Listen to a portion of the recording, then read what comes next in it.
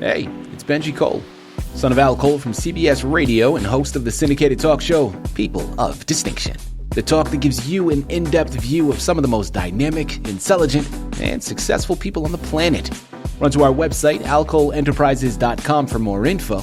Email me at benji@alcoleenterprises.com if you'd like to get involved with what we have going. And as always, please continue to like and follow our broadcast because People of Distinction is a nationally and internationally syndicated show because of listeners like you. Our shows are available across all major podcast distributors as well as YouTube. And if you keep following, we're going to continue to put out the content. We appreciate the support. Continue to like and follow and sit back and strap in because on the line with us today, we have the impressive Dr. Clara J. Ushman. And we're going to be discussing her amazing book, The Choice to Exceed Our Christian Education. Now it's available for purchase through Amazon, BarnesandNoble.com, all the regular online book resellers. I'm telling you, people, this is a book you need to add to your shelf. And once we begin speaking about it, you're going to understand why. And before we go any further, I want to take this opportunity and point out the fact that Dr. Ushman was brought to our network by one of the best publishing firms in the business, people you already know, talking about Author Reputation Press. So if you're a writer out there who has gone through their process and now you need help moving the masterpiece you just developed, look no further than ARP. This is what they specialize in, people. You're going to want to head on over to authorreputationpress.com today and gather all the ways that their fantastic team is going to help you do just that.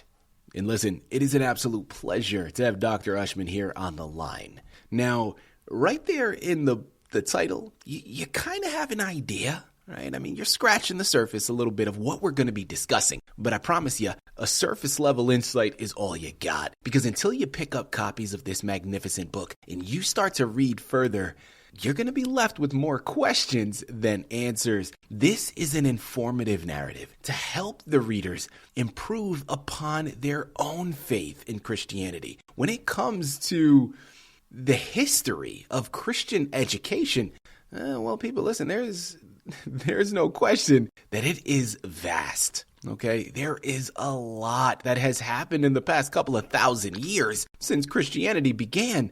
Well, this book starts with a historical basis. She goes through and she analyzes the history, but then also poses questions throughout to help you as the reader reflect on not only what you're reading, but also what you yourself believe, and also how to look towards the future and hopefully, fingers crossed, improve upon it. I'm saying, listen, this book is layered, man. It is nuanced. And Dr. Ushman is the absolute embodiment of a person of distinction and the perfect one to discuss it all with us. Sit back, strap in, and make sure you got your notebook ready because, Dr. Ushman's about to take us back to church.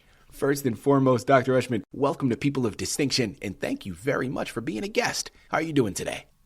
I'm great. Thanks for having me. Well, listen, it is a true pleasure to have you here. I understand the book that you've written, the topic that you are tackling. Woo, it is monumental, all right? And there is a lot there. So we are looking forward to this, and I'm thoroughly understanding that my listening audience is very much interested in this as well. Now, before we go into your book, I think it's important to know a little bit more about its creator. Tell us more about your background. Okay, well, I agree. It is always good to start from the beginning. I actually, typical living in the Midwest, I actually grew up in a split religion family. My father is very devoted Catholic, and my mother and her whole family are very Lutheran. So for the first 18 years of my life, I was attending Lutheran service and Catholic Mass every single Sunday. And that can get very confusing. Always was asking a lot of questions and honestly wasn't getting too many answers about it, which was frustrating at times. But when you're still that child age, you kind of at your parents' mercy. You're going to go where they tell you to go. And by the time I graduated high school, I already knew that I was going to go on to college to study psychology. But I already knew that I was so done with religion. I'm never going to go to church again. I am just been bombarded twice every Sunday for 18 years. I can't take it anymore. I'm out of my parents' house, and I want that freedom. I was like the epitome of, I'm never going to set foot in church again. Well, as you can imagine, that obviously didn't last too long. My first semester, I think it maybe lasted about 2 months. And then I had a couple friends that were living, a couple doors down from me. That, hey, they've got student Catholic masses. You really need to come. No, I'm done with church. Seriously. And finally I gave in. I'm like, all right, it's a student mass. Let's see what they got. And the fact that it was Sunday night instead of Sunday morning was like, wow, I've never been to church on a Sunday night in my life, Right. And it only took about 2 times and I was hooked. So a lot of those people that I was there with, and then they have on the Catholic Newman Student Union, which is very active at a lot of Catholic universities even today. A lot of those people I am still very, very close with even now. And I got so involved by the time I was in my 4th year, the campus minister had basically given me keys to the building and said, I'm not going to come to the campus every day because you're right here, so you just do it. And to my knowledge, that had never happened before, that a student had been given keys to a building on a campus. That just seemed kind of weird to me, but hey, as soon as I was out of class, I was always there. It became my second home, so it kind of worked out. Moving on a little bit later, one day, to my surprise, the campus minister asked me and another student to come over, that she had someone that she wanted us to meet. And come to find out, it was the admissions director for the Aquinas Institute in St. Louis, Missouri. And he was there to offer both of us a grant to attend graduate school there studying theology. Mm-hmm. And usually when it comes to, I had not given too much thought as to what I wanted to do. And the idea of going on for school even more was not high on my list. But when somebody offers you a grant, you take it. So it was nice that I didn't have to go through the whole loan process again and everything. And I'm like, well, let's just see how it goes. And, well, I was there for a couple years and was working on a certification of youth ministry. Then due to, family situation, I decided to move back to Central Illinois, which is where I'm originally from. Mm-hmm. And I finished what I had started at Lincoln Christian University in Illinois and finished my master's of religious education. Now, as far as, I'm not getting off topic with the book, I promise. As far as the book, my master's started as a research thesis that I needed to graduate. And the only thing I could definitely think of was, well, I just went through this transition, and I know that there's a lot of people in this age range from 18 to 22 that are kind of where I am. Where am I going to go from here? What am I going to do? What's taking me away from the school? What's going to bring me back to it? And I was kind of doing various interviews with people that I had been on the campus with, different universities in the area, and just kind of getting some feedback of where their direction was going. Why did they step away from the church? Why are they reconnected to it? And that became the research part of that became my thesis. Now, I had not intended to go all the way from my doctorate, but I had 2 professors that had already recommended it. And again, when you got that kind of recommendation, you don't say no. That doesn't happen very often. So I met with the president of Midwest Theological University, which is out of Crocker, Missouri. And they had already said, well, you've got so many class credits, and, we're not going to make you do all kinds of classes all over again that you've already done. You basically just need the dissertation. And I'm like, okay, never written anything that long before, but we'll see what happens. Well, I ended up taking the 80-some pages of my thesis research that became the whole history section of my dissertation and just expanded on it. And a year and a half later, when I did get my doctorate, my professor, the president of the university, actually said, I want to keep a copy of this here for our files, but I also want you to highly recommend getting this published. And that just blew my mind. I had written so many papers in school, but I never dreamed of getting anything published. And I'm like, really? Are you sure you think it's that good? I kind of wonder, but you're always your own worst critic, let me tell you. Yeah. And when you've been looking at it every day for almost 2 years, you're like, I don't know how this is going to be received. So this is my first published book, and this is definitely my first rodeo on this one. So I'm very kind of intrigued to see what direction it was going and the process, and getting phone calls and emails about, hey, would you talk to us about this, or can we order some of the books, which has been very positive. And then, of course, being here today. And that's kind of what brought me here. But this has been ongoing for about 3 or 4 years now. Yeah. Well, listen, Dr. Ushman, thank you very much for all of that. It is not a surprise to me to see that there has been such interest and such favorable feedback that you've been receiving, because we understand when we're talking about Christianity and the vast following that it has, well, clearly there's a lot of interest there. So we want to then go into the historical basis and, again, understanding Christian education in a much, much clearer way. And you've done the research. This is something you know through and through. So I guess my follow-up question, since we know about your own journey within your own Christian faith, but then also the precipice that this book developed from. Well, going into some of that research, how has Christian education evolved over the centuries, and what are some of the most significant changes that you uncovered while doing your research? Well, how much time do we have? That could take a minute. No. Well, I guess maybe just a couple of points, right? No, I'm like, well, back in the beginning, and no, we're not going to talk about the last 2024 years. Right.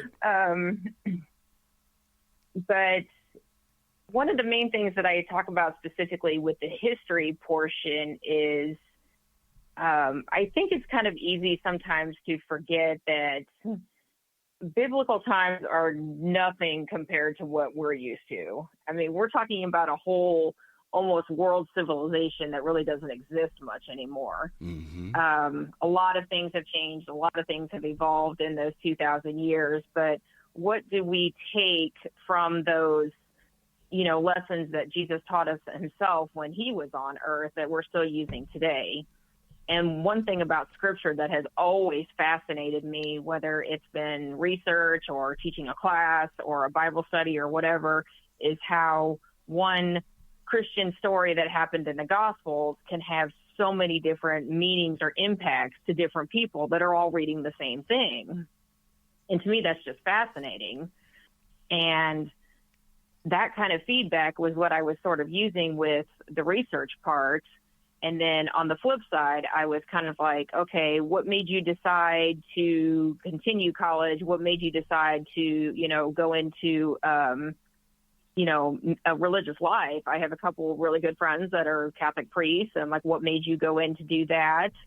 Or, what kind of journey was that taking you on? Yeah. And how is, your experience kind of relate back to scriptural times, but what has been happening now that has made you go forward with it?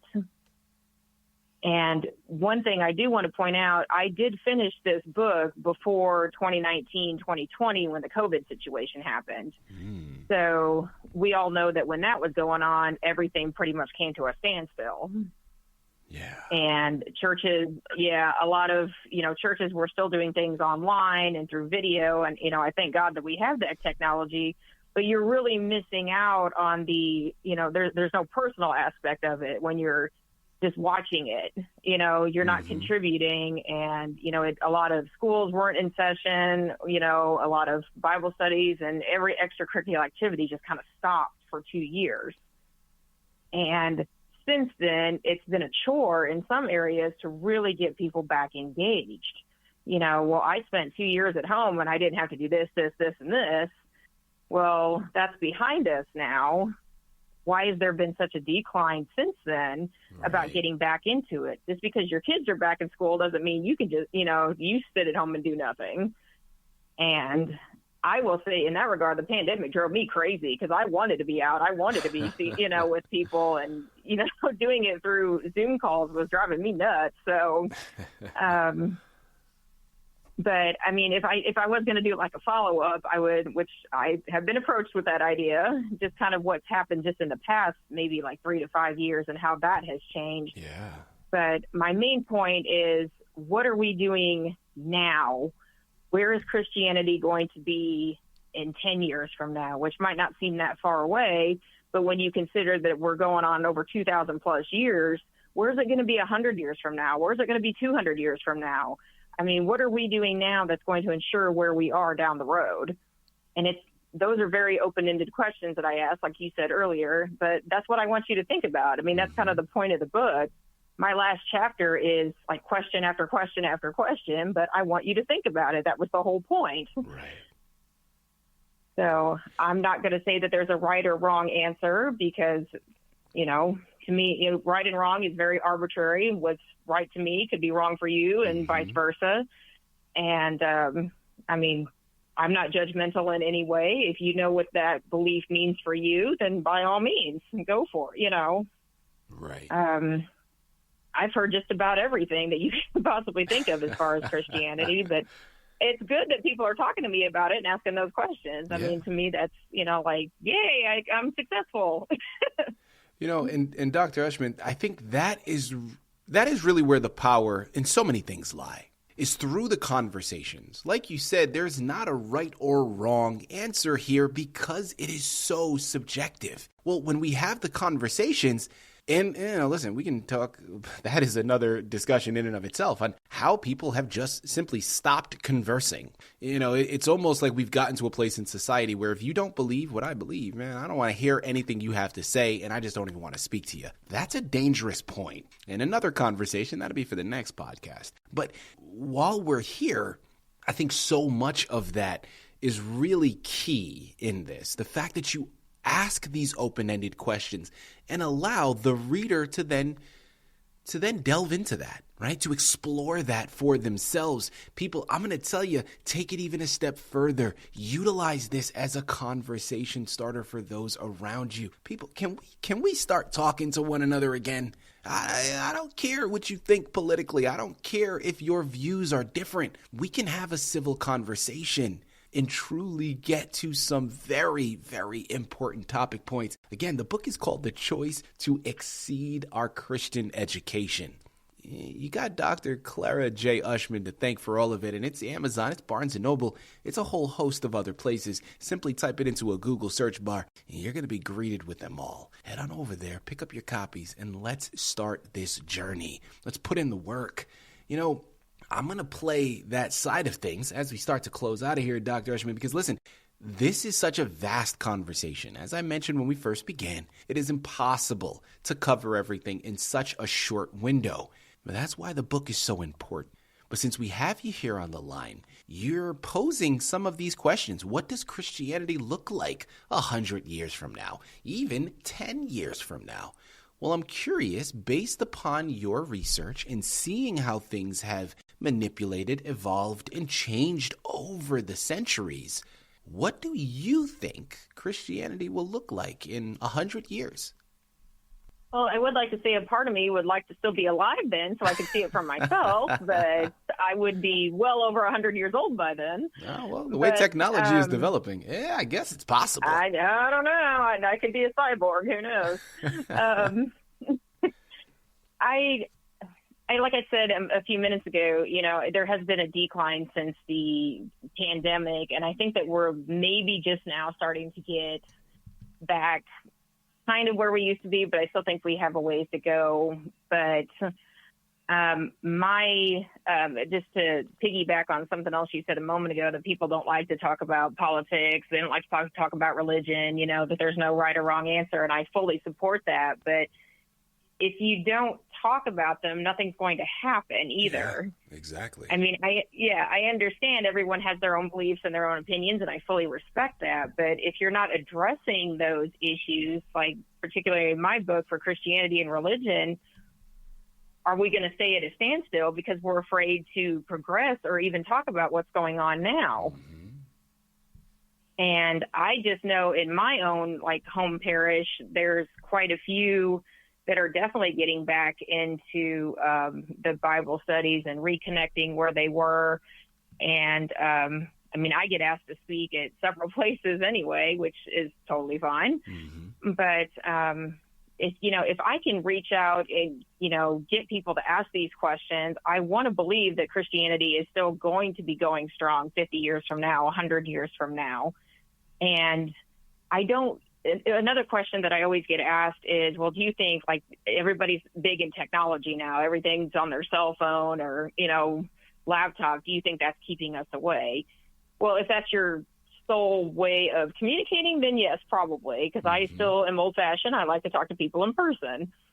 But at the same time, it's a very useful tool for reaching out, third world countries and other areas that don't get as much of the rewards that we have here in America. So in that regard, I think it's great. And if we can expand on that, I would feel like Christianity as a global religion would definitely be able to continue strong. And that's kind of what I would definitely pray for.